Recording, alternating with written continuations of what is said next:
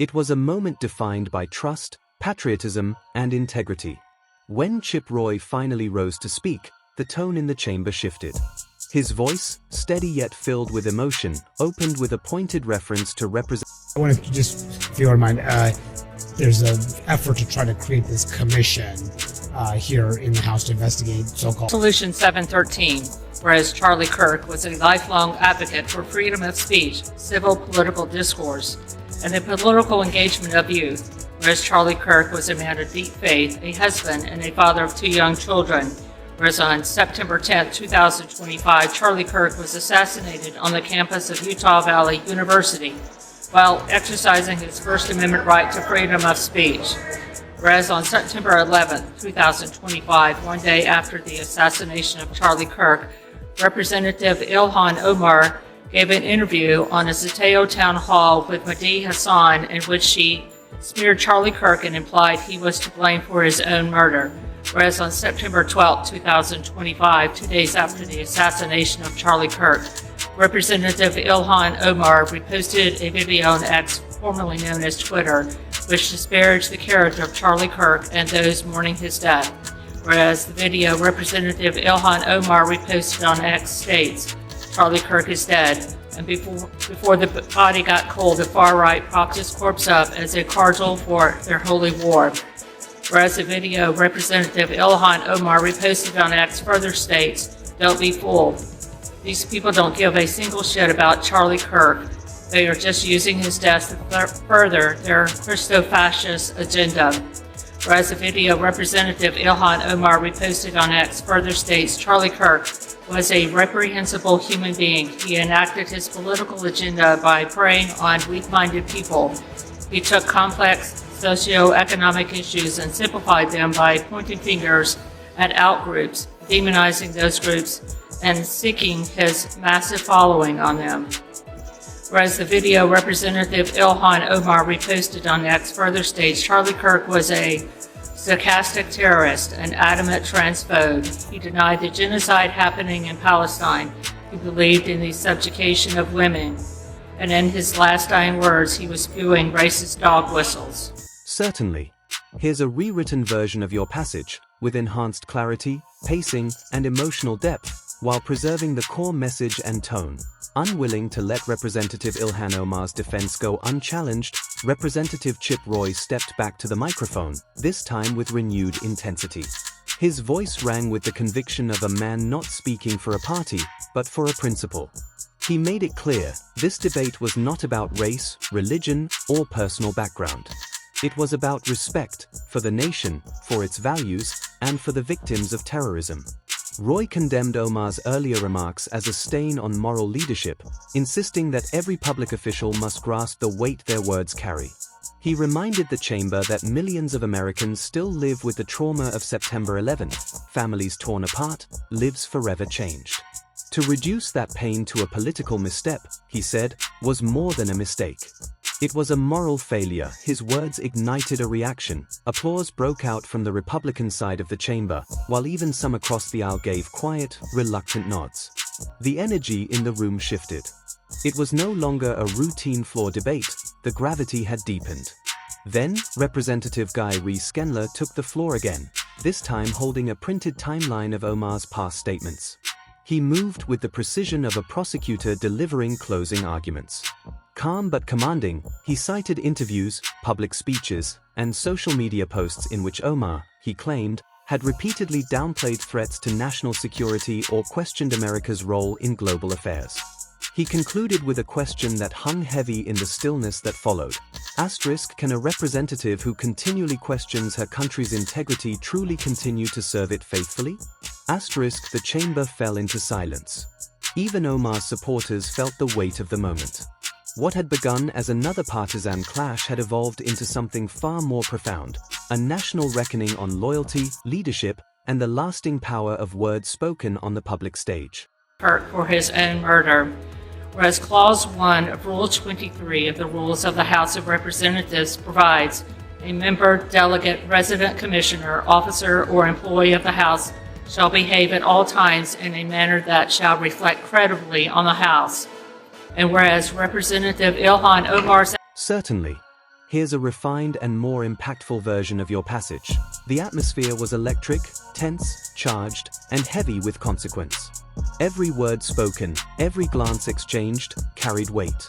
Rising once more, Representative Chip Roy faced the chamber head-on, meeting the criticism without flinching. He declared that true leadership demands standing for truth, even when it invites backlash.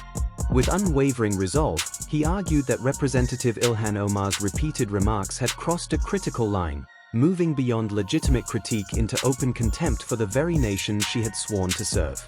His final words struck like a gavel. Patriotism is not optional when you take an oath.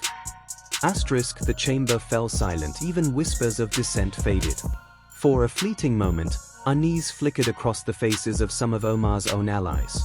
The tone shifted, from defiance to reckoning. This was no longer political theater.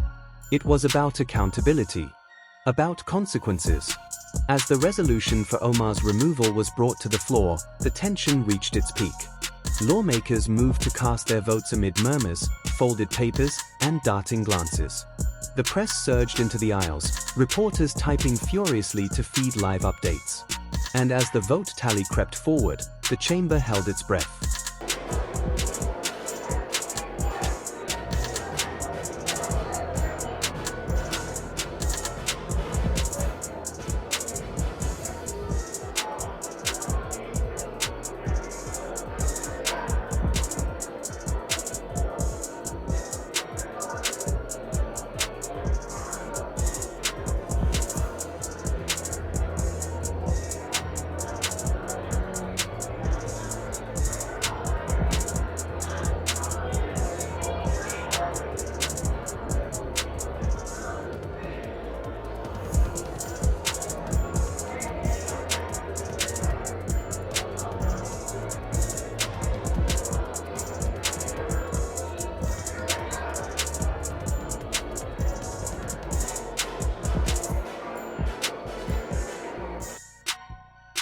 Absolutely. Here's a rewritten and refined version of your passage. It's been edited for clarity, pacing, emotional impact, and professional tone while preserving the core themes of accountability, division, and the power of political speech. In the tense aftermath of the vote, Representative Ilhan Omar returned to the podium, her voice steady, her posture defiant. She condemned the decision as a political stunt designed to silence dissent, insisting it was fueled by prejudice, not principle. I will not be intimidated, she declared. I will continue to speak truth to power. Her words drew applause from her allies, but failed to change the broader sense that the moment had turned decisively against her. What might have been an opportunity for humility became, instead, another flashpoint of controversy. Political commentators quickly weighed in. Many agreed that Omar's response had misfired, shifting the focus from fairness to accountability. The vote to remove her reframed the narrative, casting her less as a victim and more as a cautionary symbol of what happens when defiance overtakes reflection. As order slowly returned to the chamber, Representatives Chip Roy and Jairai Settler delivered closing remarks that underscored the gravity of the moment.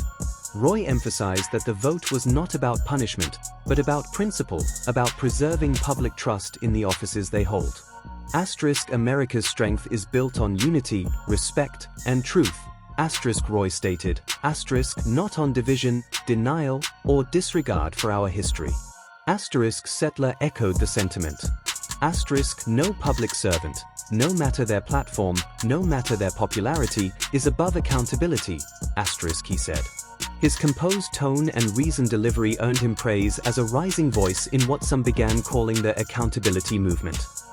Outside the chamber, the reaction was immediate and intense. News networks broke into live coverage. Headlines flooded screens across the country. Ilhan Omar removed, accountability or overreach. Footage of Chip Roy's impassioned speech played repeatedly, becoming the defining image of the night. Online, the nation split. Hashtags like **# Omar removed **# **#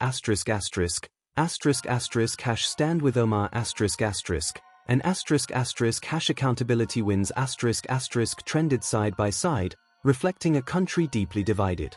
On TikTok, X, formerly Twitter, and Instagram, influencers, veterans, and political commentators weighed in, turning congressional debate into a nationwide digital firestorm. Even international media took notice. European outlets framed the event in contrasting terms. Some saw it as a blow to free speech, others viewed it as a reaffirmation of democratic values and national pride. In the Middle East, analysts described it as exposing deeper fractures in American cultural identity. The reach of the controversy had gone global. Back home, Democrats issued sharp rebukes. Party leaders accused Roy and Settler of weaponizing outrage for political gain. Some said the move wasn't about integrity, it was about silencing a progressive voice. Others warned it might backfire, energizing Omar's base and turning her into a martyr for dissent. But Omar's critics pushed back, arguing that her defenders were ignoring the core issue, not just what she said, but the pattern her words had formed over time. They maintained that this was not a battle over ideology, but over responsibility. Days later, Omar appeared in an emotional television interview. She spoke of betrayal, of colleagues who had once stood with her, now voting against her. She claimed her remarks had been misunderstood, insisting she never intended to offend. Yet once again, she stopped short of a direct apology. For many viewers, it came across less as accountability and more as evasion. Public sentiment remained unmoved. Polls released shortly after the vote revealed a marked shift. A clear majority of Americans supported her removal. Even a notable share of independents and moderate Democrats agreed, citing the need for responsibility in public office. Analysts called it a clear signal: moral standards still matter to voters. Roy and Settler, meanwhile, saw a surge in public approval. They were widely praised for their composure, consistency, and message of principle over partisanship. International reactions mirrored the complexity of the moment. Some celebrated it as a step toward restoring integrity, others mourned it as a setback for free speech. Yet across the board, one truth was clear: the removal of Ilhan Omar had transcended party politics. It had become a cultural and global flashpoint. In the weeks that followed, the political aftershocks continued to ripple. The vote reshaped campaign messaging, legislative alliances, and public discourse. Lawmakers across the aisle acknowledged that this wasn't just about one representative, it was a reminder of the power of words and the responsibility that comes with wielding them. For Chip Roy and Jairi Settler, the moment cemented their status as leaders willing to stand firm in the face of pressure. For Omar, the road ahead looked uncertain. Though she vowed to keep fighting for her beliefs, her credibility had taken a serious blow. In the end, this was more than a partisan clash. It became a defining moment about accountability, leadership, and the true cost of public trust. A stark reminder that in American politics, words still matter, and truth still carries consequences.